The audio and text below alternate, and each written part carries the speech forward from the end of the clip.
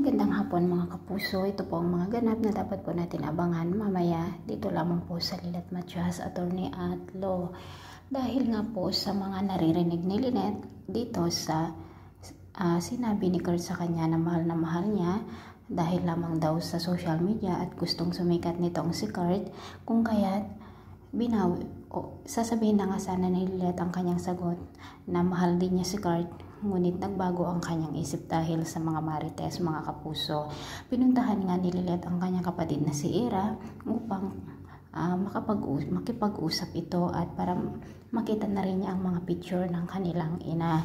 Samantala mga kapuso, nasabi na rin ni Attorney Alon kay Ira ang kanyang nararamdaman at mukhang magkakamabutihan na rin ang dalawa.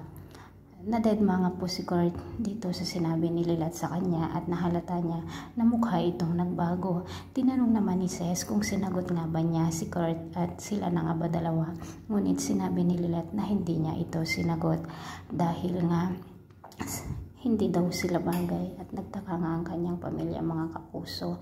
At samantala mga kapuso, habang nasa bahay nga ni Lynette kasama niya si Ira, ay biglang nagalit itong sa Attorney Alon at binasag nga niya ang baso na kung saan ay hawak-hawak niya at dumugo ang kanyang kamay.